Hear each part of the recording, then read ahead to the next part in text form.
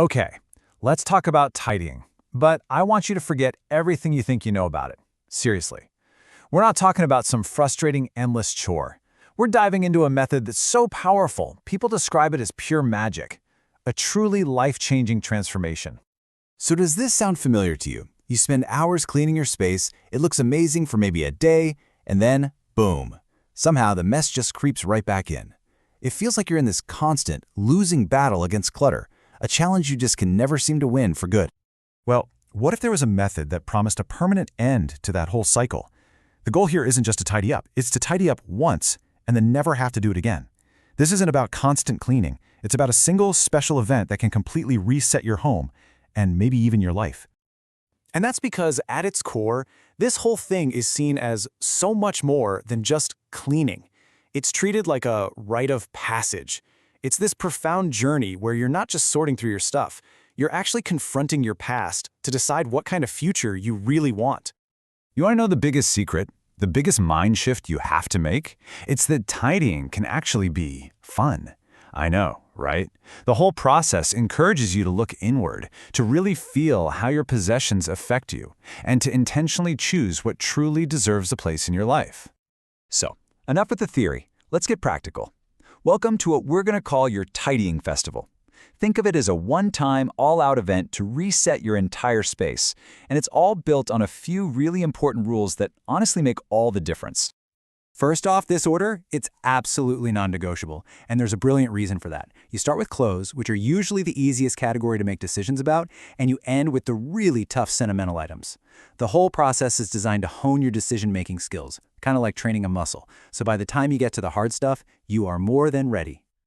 And that leads us to the single most powerful question that is going to guide every single decision you make. You're not going to ask, will I use this someday? Or, oh, but this costs a lot of money. The only question that matters is this one. Does this spark joy? That's it. That's the only yardstick you need. So you can forget all those other complicated rules, like getting rid of anything you haven't used in a year. The only standard that matters is your own gut feeling, your own intuition. The entire method is really just an exercise in learning to trust yourself. So how does this actually work in practice?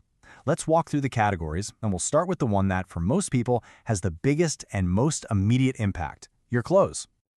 All right, step one. You take every single piece of clothing you own, and I mean everything, from every closet, every drawer, every storage bin, and you put it all in one giant pile. The sheer volume is often, well, shocking.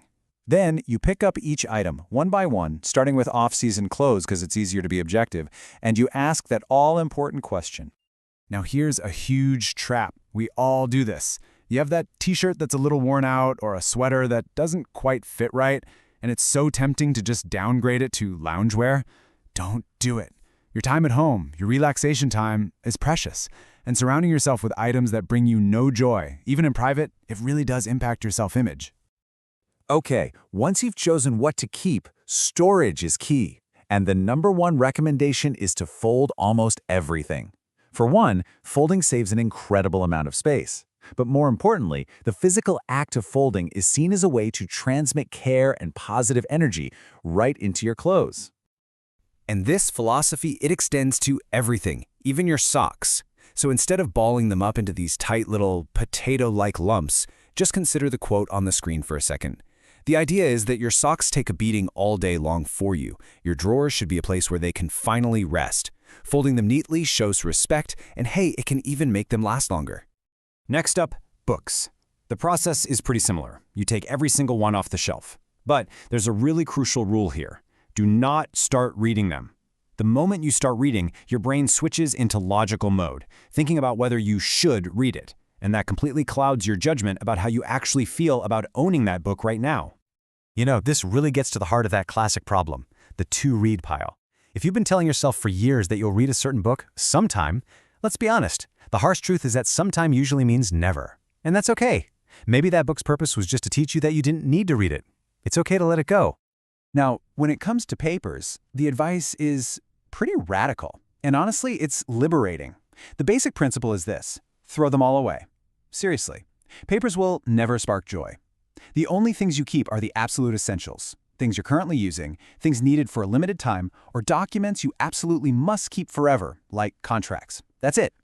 Then we hit the big one, Komo no, or miscellaneous items. This is where you can make some really rapid progress. Stop keeping things just because.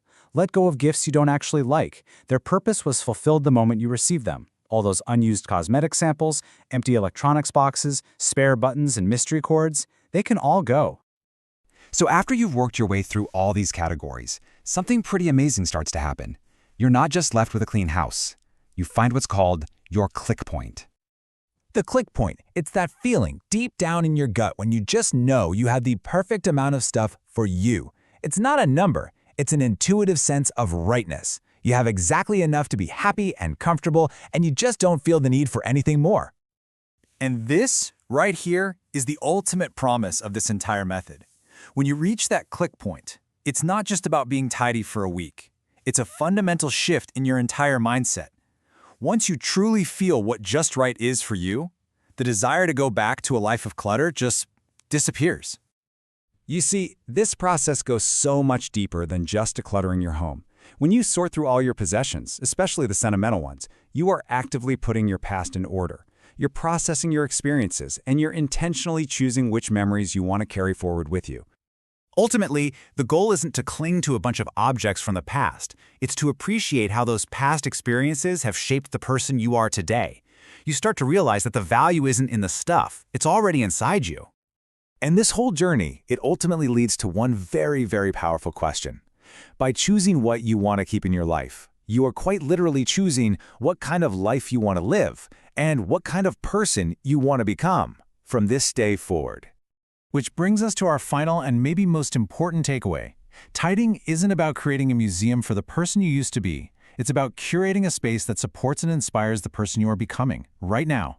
Ultimately, it's all about making room for your future.